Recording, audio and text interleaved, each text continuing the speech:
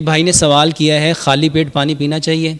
मेरे मोहतरम भाइयों, हम सबकी ना सबसे बड़ी प्रॉब्लम ये है, हमारी सबसे बड़ी प्रॉब्लम है ये मोबाइल। इसके ऊपर जो इन्फॉर्मेशन आती है ना, हम आंखें बंद करके उसके पीछे लग जाते हैं।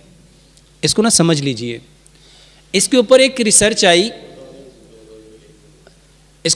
कि पानी गर्म पीना चाहिए, लेकिन कभी किसी ने ये नहीं जानने की कोशिश की कि रिसर्च कहाँ पे हुई है, ये किन लोगों को मुखातिब किया गया है, एशिया के, अफ्रीका के या यूरोप के।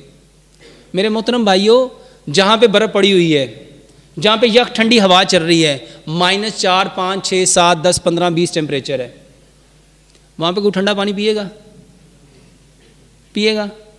वहाँ कौन सा पिएगा? गर्म पिएगा। अच्छा, और एक जगह पे आपके आजो सिबी में वहाँ 52 टेम्परेचर है, वहाँ पे अब बंदा वहाँ पे पानी गर्म करके सुबह सुबह उठ के पी रहा है। ये है एजुकेटेड स्टूपिड। ये कौन है? Educated stupid.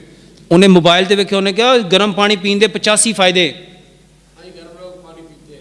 अल्लाह आपको इज्जत दे। 85 फायदे, और दड़ दड़ दड़ दड़ उसने 85 फायदे सुन के सबको कहा, ओए सवेरे गर्म पानी पीना है, सवेरे गर्म पानी पीना है, सवेरे गर्म पानी पीना है। अच्छा, बैठे कहाँ हो? टेम्परेचर क्या है? अच्छा, कॉमन सेंस यूज़ करो कि यहाँ आपकी बॉडी, अब आपके इनर का, आपको पता है आपके इनर का टेम्परेचर जो होता है वो 98 फ़ारेनहाइट होता है, 37 सेल्सियस होता है, और बाहर का टेम्परेचर कितना है? 52। अब बॉडी को क्या करना चाहिए? इसको अंदर से, इसका टेम्परेचर कैसा होना चाहिए कि वो बाहर के चीज़ों को क्या कर सके? अफोर्ड कर सके, बर्दाश्त कर सके।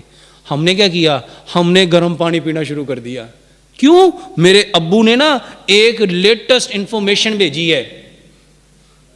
मेरे मोहतरम भाइयों, वो लेटेस्ट इंफॉर्मेशन उन लोगों के लिए है जहाँ पे टेम्परेचर माइनस में है। एक और बात आपको बताता हूँ मेरे मोहतरम भाइयों, मैं अक्सर डॉक्टर से उलझता हूँ। किस बात पे?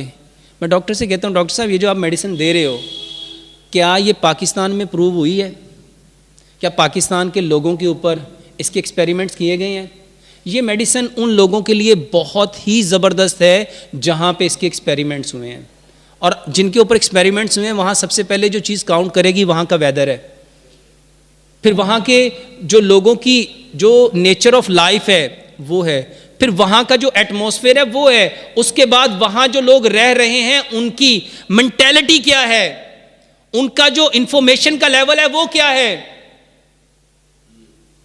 तो ये उन लोगों के लिए तो अच्छी हो सकती है। अच्छा, हम बड़े फ़ख्र से कहने हैं, मेरा अब्बू ना वो दवाई खांदा है अमरीका तो आंदी है,